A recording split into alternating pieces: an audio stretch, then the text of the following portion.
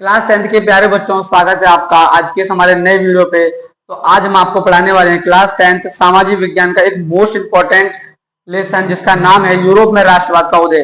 ये लेसन अपने आप में ही बहुत ही महत्वपूर्ण और बहुत ही प्रसिद्ध लेसन है, क्योंकि आप नाम से ही जान होंगे यूरोप में राष्ट्रवाद का उदय यानी कि यूरोप में एक ऐसी कौन सी घटना हुई कि सभी राष्ट्रों में उनका उदय हो गया।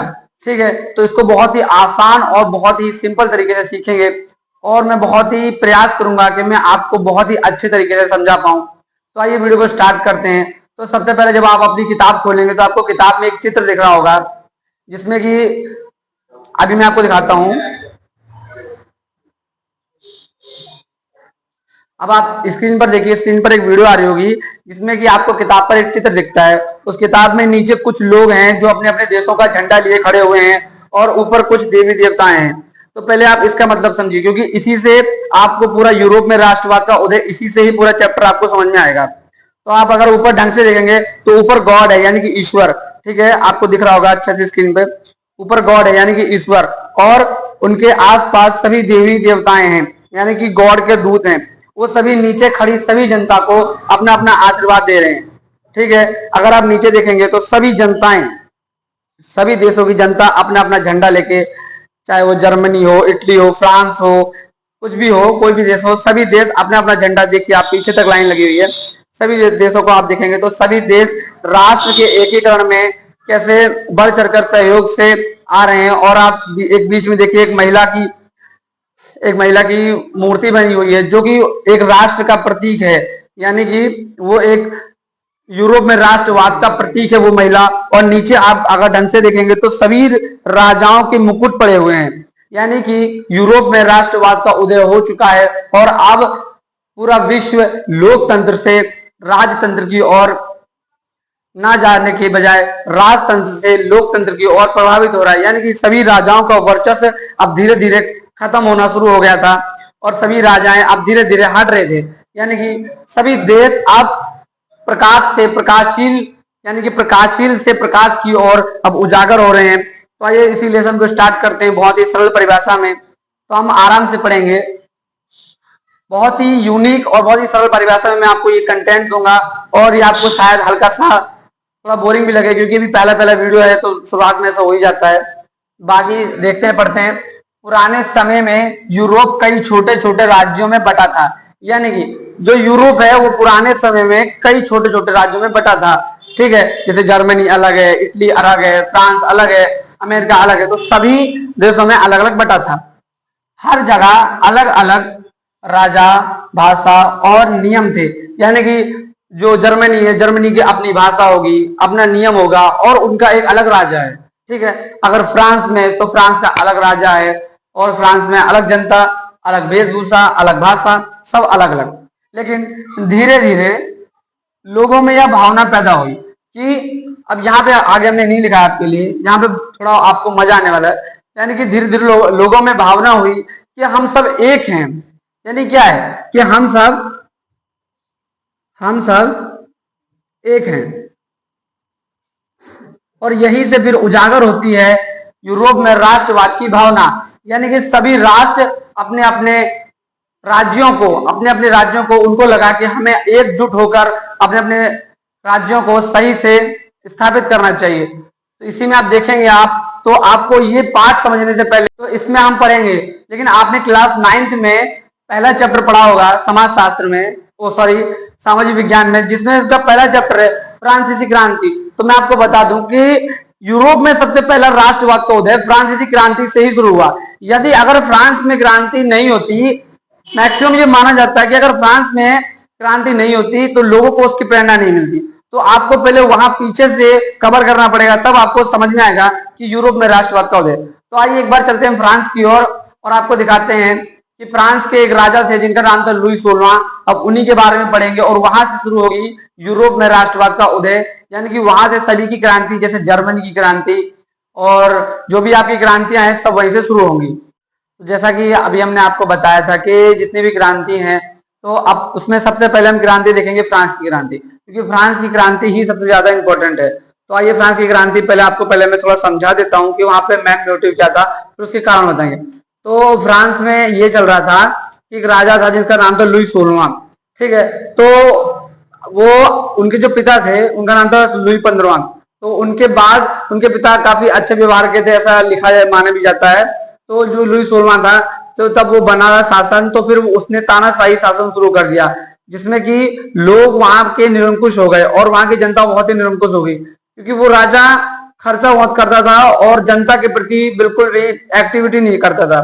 यानी कि अपने ही लिए कोई चीज बनवाना या कुछ भी करना, जनता का विकास नहीं करता था। और उसने टैक्स इतने लगा रखे थे जनता के ऊपर कि जनता उससे बड़ी ही परेशान थी। और फिर आपके पेपर में पूछा जाता है कि लुई 16वां की पत्नी का नाम बताइए। तो लुई 16वां की पत्नी का नाम था मेरी आंतवान। ये मोस्ट इंपॉर्टेंट है, बहुविकल्पी में पूछा जाता है कि मेरी आंतवान कौन थी। तो मेरी आंतवान लुई 16वां की पत्नी थी। तो वो भी बहुत ही ज्यादा खर्चीली थी, तो उन्हीं के कारण जनता वहां की निरंकुश हो गई, बहुत ही परेशान हो गई कि भाई ये राजा है, इसको अब हटाया जाए। तो आपके में क्वेश्चन और बनेगा कि जो लुई 16वां है उसको किस प्रकार सजा दी गई। तो आपका एक आता है ग्लोटिन। ग्लोटिन और आता है कि ग्लोटिन की परिभाषा लिखी। तो ग्लोटिन दो स्तंभ, मैं यहाँ लिख देता हूँ, बना देता हूँ। ग्लोटिन दो स्तंभ और एक फरसे से बना एक यंत्र था। क्या ग्लोटिन जो था दो स्तंभ और एक फरसे से बना एक यंत्र था, जिसमें दंडित व्यक्ति को उसके फरसे के नीचे रखा जाता था और फरसा ऊपर से गिरा दिया जाता था, जिसके कारण उस व्यक्ति का सर धड़ से अलग कर दिया जाता था। तो इसी प्रकार लुई 16वां को भी यही सजा दी गई थी। तो इसी कारण वहां को फ्रांस की क्रांति हुई। अब उसके कारण देखते हैं, यानी कि फ्रांस की क्रांति के कारण, ठीक है, जो अभी हमने आपको समझा। तो राजतंत्र का अंत। अब राजतंत्र क्या होता है? राजतंत्र वो होता है जहां पर राजा राज करता है, ठीक है। तो उसका क्या मतलब, फ्रांसीसी क्रांति के बाद क्या हुआ उसके कारण देखिए। राजतंत्र का अंत, यानी कि वहां पे राजतंत्र का अंत हो गया और गणतंत्र की स्थापना। गण यानी कि लोग और तंत्र यानी कि लोगों का तंत्र, यानी कि गणतंत्र की स्थापना। आगे बढ़ते हैं, अगला पॉइंट है समानता। समानता यानी कि किसी के साथ भी, चाहे वो किसी की जाति का, किसी भी धर्म का, किसी भी समुदाय का सदस्य हो, सबको एक समान माना जाएगा। तो समानता।